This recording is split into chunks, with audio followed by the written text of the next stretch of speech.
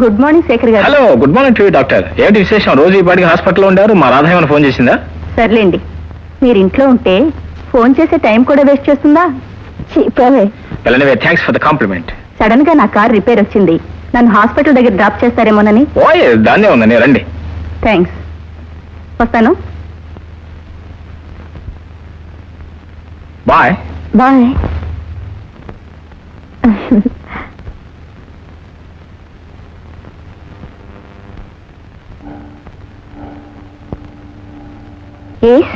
Doctor గారు ఉన్నారా? నా పేరు లక్ష్మి.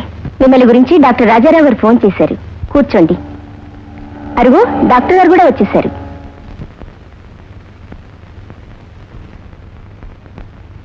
థ్యాంక్ యూ శేఖర్ గారు. Welcome madam. అయినా మళ్ళీ మనకి ఫార్మాలిటీస్ ఎందుకు చెప్పండి. వస్తానండి, బాయ్.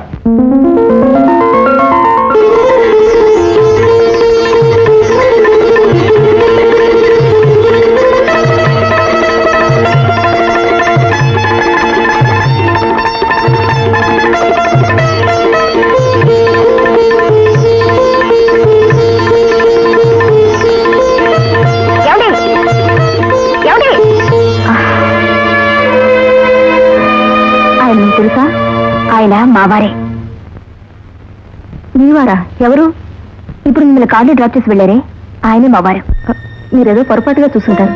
అదేమిటండి, భర్తని గుర్తించడంలో పొరపాటు పడేవాళ్ళు ఎక్కడైనా ఉంటారా? అంటే Lakshmishekar industrial corporation managing director Shekhar గారు మావారి. ఆ లక్ష్మీశేఖర్ పేరులో ఉన్న లక్ష్మిని నేనేనండి. బహుశా మీకు తెలియదేమో. ఆయన గురించి నాకు తెలియకపోవటం ఏంటండి? ఆయన భార్య పేరు రాధ. ఆమె నా క్లోజ్ ఫ్రెండ్. మా ఇంటి పక్కనే వారిల్లు. అందుకే ఆయన కార్లో వచ్చాను. వారానికి 3 రోజులు క్యాంప్ కూడా వెళ్తుంటారు.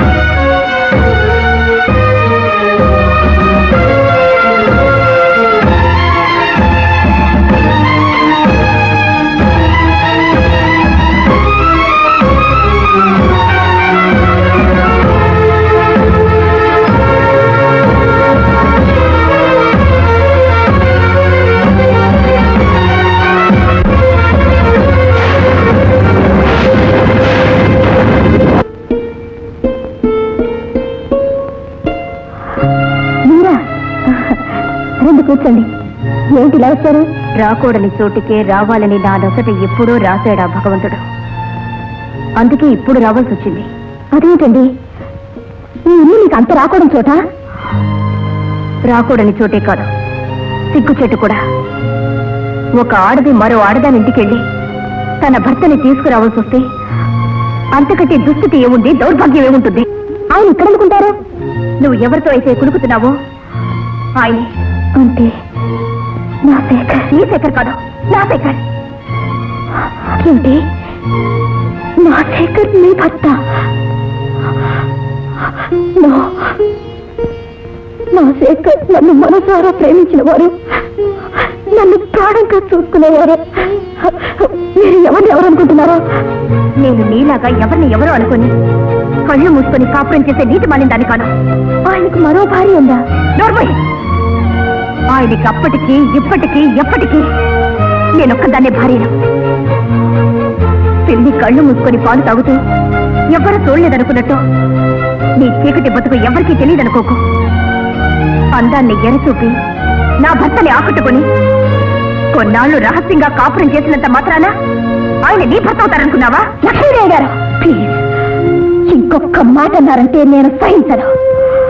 మీరేవో కుయుక్తులు పన్ని నా భర్తను లేవ తీసుకుపోతున్నారని నేనంటే అన్నంత మాత్రాన చెల్లుబాటు అవుతుందనుకున్నావా? అనగల అధికారం ఉండాలి. ఆయన నీ భర్తని చెప్పుకోవడానికి నువ్వు కొంగు ముడి వేసుకొని ఆయనతో 7 అడుగులు నడిచావా? 7 అడుగులు నడిస్తేనే అధికారం వస్తుందా? అలా అయితే 7 అడుగులే కాదు, ఆయన నేను చేయి కలుపుకొని ఎన్నో వేల అడుగులు నడిచావు. చూడండి, శేఖర్ నా భర్తే కాదు, నా దైవం. ఆయన్ని మీరు మరోసారి మీ భర్త అన్నారంటే నేను క్షమించను. క్షమించడానికి నువ్వెవరు? నువ్వేం పెళ్లి పేట్ల మీద కూర్చొని అగ్ని సాక్షిగా నాటించరామి నిన్నెన్నడూ విడిచిపెట్టినని బాస చేయించుకున్న అర్థంగివా? పరస్పర విశ్వాసం ప్రధానం కానీ బాస చేయించుకున్నదే భార్య అవుతుందనుకోవడం భ్రమ కాదు. ఆడది సహధర్మచారిణిని సగర్భంగా చెప్పుకోవడానికి పెద్దల సమక్షంలో బాస చేయించుకోవడంతో పాటు తల వంచుకొని మెళ్ళో తాళి కట్టించుకోవాలి. ఆడదానికి భర్త కట్టే తాళి దైవం ఇచ్చే వరం కంటే విలువైనది. నువ్వైన భార్యవని నిరూపించుకోవడానికి నీ మెళ్ళో తాళి ఉందా? చూపించు.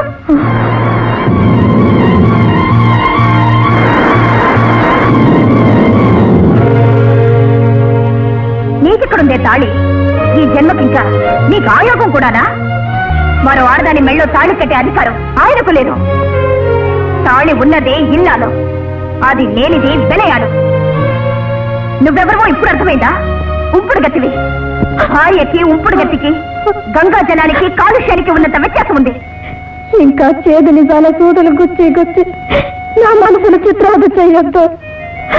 ఆడదాన్ని పుట్టి కూడా మీరు చెప్పేంత వరకు మాంగళ్య విలువ తెలుసుకోలేకపోయానంటే నేనెంత మాయలో పడిపోయానో తెలుస్తుంది.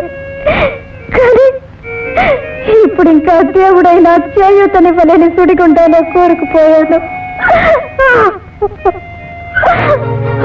కళ్ళ కొన్ని ఏడుపులతో కన్నీళ్లు పెట్టుకున్నంత మాత్రాన జారి పడతాననుకున్నావా? నీలాంటి ఆడది ఆరాటపడేది ఆస్తి ఐశ్వర్యాల కోసం కానీ భర్త కోసం కాదని అందరికీ తెలిసిన రహస్యం. నువ్వు ఆశపడే డబ్బు నగలే కాదు, జన్మ జన్మల సుకృతానైనా ధారపోస్తాను గాని నా భర్తలో భాగాన్ని మాత్రం మరో ఆడదానికి పంచవలేను. జాగ్రత్త.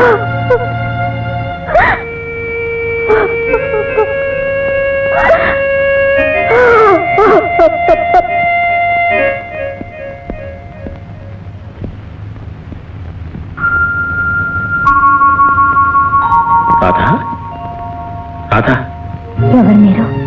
ఏమిటి ఏమిటిలా మాట్లాడుతున్నావు? నీకు నాకు ఏం సంబంధం ఉందని ఇక్కడికి వచ్చారు? ఏమిటి రాధా, ఏం జరిగింది? వద్దు, నన్ను తాకొద్దు. నీ గాలి తగిలితేనే నా ఒళ్ళు పక్కుమంటుంది. నీకేమైనా మతిపోయిందా? మతిపోయినా బతికిపోయేదాన్ని. అది ఉండబట్టి సాగు బ్రతుకుల మధ్య ఊగిసలాడుతున్నాను. రాధా, నీ మనసులోని బాధ ఏంటి చెప్పు. నేను నా గుండెలో దాచుకుంటాను. ప్లీజ్. బాధ కాదు, బడబాటు నిరగులుతోంది. అమృతమని భ్రాంతి కలిగించి తాగించిన విషయం అంతా ఒక్కసారి జ్వాలగా మారి నన్ను అడుగునా దహించి వేస్తోంది. అయినా మిమ్మల్ని ఒక్క మాట అడుగుతాను, చెప్పండి. అడుగురా. నన్ను ఎందుకు ఇలా మోసం చేశారు? ఆకాశంలోకి ఎత్తి అగాధంలోకి ఎందుకు తోసేశారు? మనస వాచ కర్మణ మిమ్మల్ని నమ్మినందుకు ఎందుకు ఇలా నా గొంతు కోశారు? నేను నిన్ను మోసం చేశానా? నీ గొంతు కోశానా? కసాయి వాడి కంటే నిర్దాక్షిణ్యంగా ముని వేశారు. నిజానికి నీకు మరో భార్య ఉందని ఏనాడైనా చెప్పారా? ఆ రహస్యాన్ని మీరెందుకు దాచిపెట్టారు? నా గుండెల్లో ఆరిపోని దావాన్ని ఎందుకు రగిల్చారు? మీరానాడు నా పాపిట్లో సింధూరం దిద్ది నువ్వే నా భార్యవన్నారు. నా కళ్లకు ప్రేమ గంతలు కట్టి సమాజాన్ని లోకాన్ని చూడకుండా చేశారు.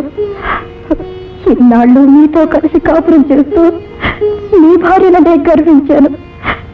కానీ ఈనాడు మీ భార్య లక్ష్మి వచ్చి మీ మళ్ళా మంగళసూత్రం వేసి అని అడిగే వరకు ఆ తాళి విలువేమిటో తెలుసుకోలేకపోయాను. నా వివేకాన్ని ఆసరాగా తీసుకొని మీ విలాసాలు తీర్చుకుంటూ నన్ను ఉంపుడు గట్టిగా భావిస్తున్నారని తెలుసుకోలేకపోయాను. అమ్మను కాబోతున్నానన్న ఆనందంలో మిమ్మల్ని ముంచేయాలనుకున్నాను. కానీ ఇప్పుడే తెలిసింది, మీ సంతానానికి తల్లిని చేయగలిగారే కానీ నన్ను మీ భార్యగా చేసుకోలేకపోయారు. నాకు ఈ నరక యాత్ర నుంచి విముక్తి కలిగించడానికి మీ చేత్తోనే గుక్కడి విషయాన్ని ఇవ్వండి.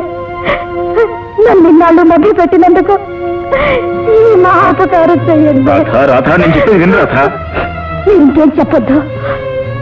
నైవంచనతో నన్ను మీరు ఇంకా నమ్మించాలని ప్రయత్నించొద్దు. వెళ్ళండి. మీరు ఇంకెప్పుడు ఇక్కడికి రావద్దు.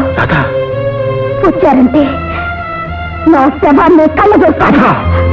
వెళ్ళండి, వెళ్ళండి, ప్లీజ్ వెళ్ళండి. అలాగే నేను ఇక్కడ రాను. ఈ ప్రక్కన ఇక్కడ రానే రాను.